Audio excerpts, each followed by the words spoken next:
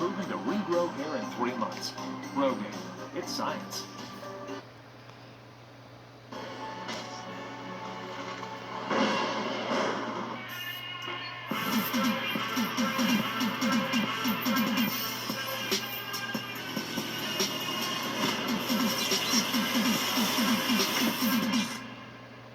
What if events went differently? What if Harry Osborn joined Venom in Spider-Man 3? What would have happened? What would have changed? Find out in today's fan fiction.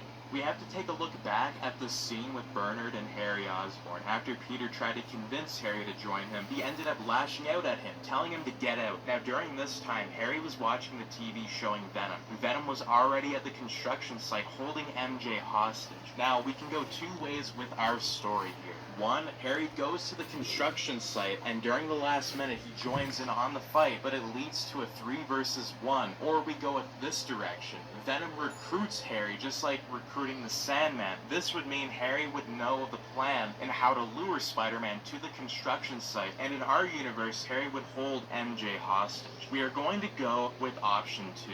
After Venom got the symbiote, he knew everything about Spider-Man. He learned the rivalry between Harry Osborn and Peter Parker, and he thought in this timeline he would exploit that relationship by recruiting Harry Osborn and getting Peter to fight his friend to the death. He knew this was his weakness, and if he could get Harry on his side, he would be able to trick him, telling him that Peter did kill his father. And in Spider-Man 3, the Black comic book, we are going to take those events into canon, where the symbiote unlocks all of the secrets for Eddie Brock, and where he ends up learning everything about Peter Parker. This helps Venom trick Harry into turning to his side. Venom, like our original timeline, would recruit Sandman, and Venom would tell Sandman he had one more thing that he had to do. Sandman would ask Venom what it was, and Venom would laugh, telling him just to meet him at the construction site. We cut to the Osborn resident's house. Harry would be staring into a mirror, thinking of his fight with Peter, and he would think to himself, maybe he was right, maybe he did fail his father, maybe he was a disappointment. He would keep thinking about that in his head, and he would look into the mirror, but he would see Venom. He would quickly turn around, but nobody was there. Harry would scream, telling Peter if he was finally going to finish him off, and Venom's voice would echo in the room, and Harry would be circling the room, trying to look everywhere. He was terrified at what he saw, and he knew something wasn't right here.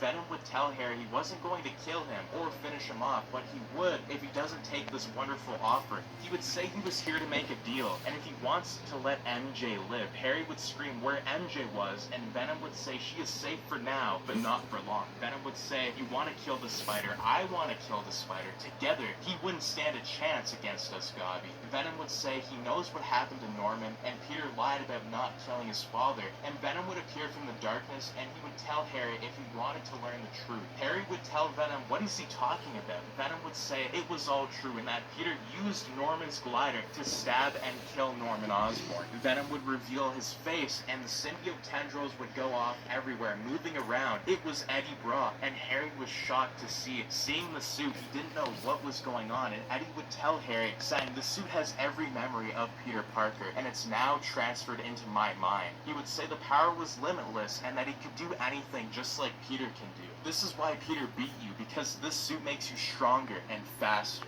Harry would tell Eddie he doesn't believe him, and Venom would start listing off old memories of Peter and Harry, like the science fair trip, or when Spider-Man saved him from Doc Ock. Harry would drop to the ground, knowing it was true. Peter murdered his father. He would look at Venom kneeling on the ground, and he would say that, what does he have to do now? Venom would go on saying, well, you did swear on your father's grave Spider-Man would pay, so make him pay and join me. And he would extend his hand out, and Harry would take it. Venom would tell Harry that he wanted him to quickly grab MJ and for him to use his glider to lure Spider-Man to the construction site, and that they would take care of business from there. He would laugh, and then Harry would look around, and Venom was gone. He couldn't even believe it. Bernard would walk out of the shadows, telling Harry that that man over there, whatever he was saying, the stuff wasn't true, and he would try to convince Harry for one last-ditch effort, but Harry would smile, and he would throw a pumpkin bomb, killing Bernard. He would walk into the laboratory and see the equipment, and he would look at a silver goblin mask, and he would put it on. MJ would walk into the taxi like our original timeline, but this time it was Harry and the Sandman. She would try to scream, but Sandman would cover her mouth, and Harry would wink at her, and they would drive off.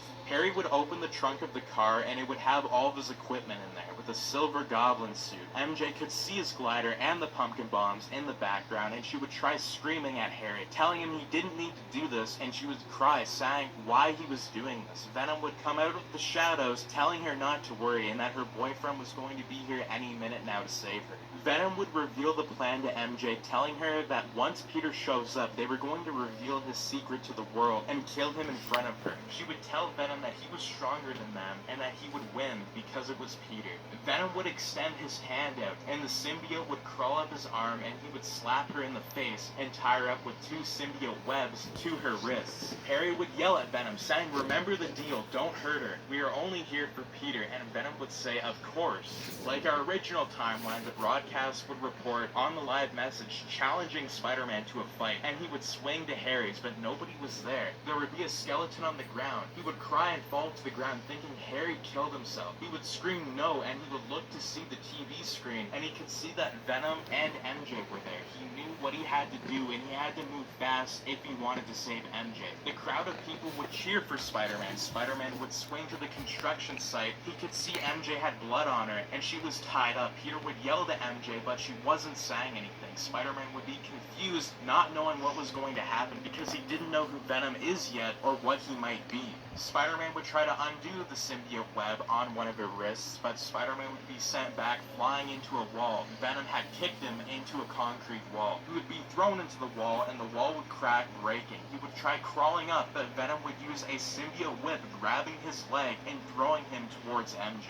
Venom would reveal himself, and it was Eddie Brock. Peter would yell at Eddie, telling him that he had to get rid of the symbiote, and Eddie would say that he likes being bad, and that Peter was going to die tonight. Peter would get up, ready to fight, but from the sky he would see somebody, and it was the Goblin, but he looked different. He didn't know what it was. Spider-Man was confused, but he was hit back by Sandman, and Venom would catch him, choke-slamming him into the ground. The Goblin would land the glider and walk towards Spider-Man. He would use his sword and slash Spider-Man in the chest, and he would kick him to the ground. He would take his mask off, and it was Harry Osborn. Spider-Man would be shocked, and he would say, "Why, Harry?" And Harry would tell Peter he knows everything, and now he's going to die. He would move his sword in the air, ready to kill Spider-Man, but Spider-Man, in time, would do a backflip, and he would use his webs to grab the sword out of his hands, and he would kick him in the face. He would be launched to the ground. Sandman would use one of his fists, but Spider-Man would use his webs, throwing Harry directly into the attack, and Harry would be flying, thrown into the ground again. Spider-Man would swing in, trying to kick Venom, but Venom would dodge the attack, lashing him in the leg. Spider-Man would fall to the ground, and he would roll off of the construction site, falling towards the webs. Venom would web his hands up, kind of like the original timeline, and he would take his mask off, telling Peter that he took his girl, and now it's time to take his. Harry would slowly get back up, seeing his goblin mask on the ground. MJ would wake up seeing Harry, and she would tell Harry it didn't have to end like this, and that he could still come back. He would tell her it was all Peter's fault, and that he had to get his revenge for his father, and that it was too late for him. She would beg for him, telling that it was the Goblin doing this, and that it wasn't his fault. Venom would look to see Harry starting to get up, and Venom would tell Peter to keep watching, and Venom would jump up, using the symbiote to grab Harry's sword. Venom ordered Sandman to finish the job off, and Sandman would jump towards the webs and start punching Spider-Man over and over again, like the original timeline, and he would become huge. Harry would tell Venom Spider-Man was his, and that he didn't want Flint to have all the fun. Venom would look at Harry, and he would tell Harry that they won. It was over. Venom would say, "Now for one last trick," and he would point the sword at MJ, and she would scream. Harry would use a pumpkin bomb, saying that he was right, and he would throw it at Venom, and Harry's glider would charge at Venom, stabbing Venom in the gut. It would explode in the air, and the explosion would destroy the net of webs that Peter and Sandman were in, and Sandman would be completely done, and Peter would be free falling. The symbiote in the air would catch Peter, and he would fall to the ground. He was knocked out, and Sandman was incinerated. He was done for. Harry would pick up the sword, cutting MJ free, saying it was over and that Peter was no more. She would cry, telling Harry he was a monster, and she would hit and kick him, but Harry would take her by the hair, throwing her, and just as this was about to happen, Spider-Man in the symbiote suit would yell, telling Harry to let her go. Harry would grab her, and he would have a pumpkin bomb in his hand, and he would tell Spider-Man if he comes any closer, everybody was going to go boom. Peter would yell at Harry, telling him he knows what Eddie told him, but it wasn't true. He would tell Harry it didn't have to end like this and that everybody could live. Harry would break down crying, saying he was a liar and that the Green Goblin had taken him over. Peter would again tell Harry to let her go, and he would agree. He would say catch, and he would throw a pumpkin bomb at Peter, and MJ would be thrown off the building. MJ would fall, but would be saved at the last second by the Sandman. She would look at him, and he would look, saying that he was going to end this. Back on top of the construction site, the symbiote would help Peter from the blast, and it would be completely burned off. Spider-Man's suit was almost completely destroyed. Harry would walk towards Peter, and he would say that he didn't want to do this. It didn't have to end like this, Pete, but I had no choice. I had to get rid of her. She was like a poison to us, trying to turn each other against us. Peter would slowly get back up, and Harry would scream, saying, "She died, Peter. She's dead." He would say, "Now, so are we." He would pick up a pumpkin bomb, and Sandman would try to get there in time, and he would yell, telling them to stop, but Peter, in a rage, would get into a wrist lock with Harry, and the pumpkin bomb would drop to the ground. Peter would break Harry's hands, and he would scream, and he would fall to the ground. Peter would look at Harry, screaming, and Harry would kick the pumpkin bomb at him, and Sandman would try his best to save Harry Osborn at the last second, but the bomb would go off, exploding. Harry would be sent flying, and he would be crawling and crying. He would have a burned up suit, and half of it would be melted into his skin. Spider-Man would be lying on the ground almost defeated. His costume would be ripped up with blood stains everywhere.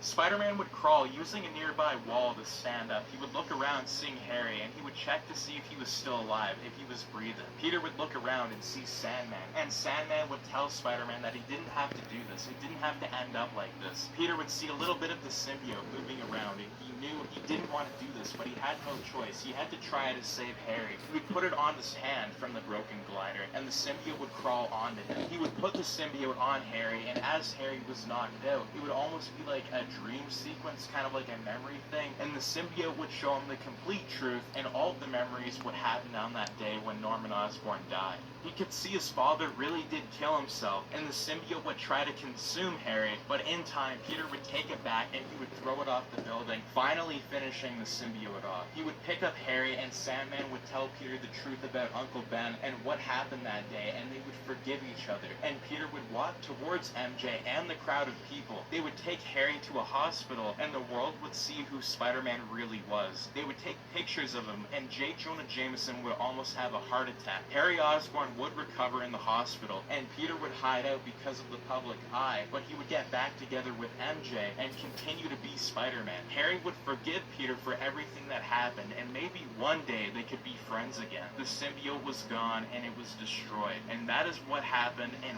what if Harry Osborn joined Venom during Spider-Man 3? Let me know in the comments down below what you guys think of this fan fiction, and if you guys did enjoy this video, do make sure to subscribe, like, share, and turn your notifications on so you and your friends are all up to date with the latest content.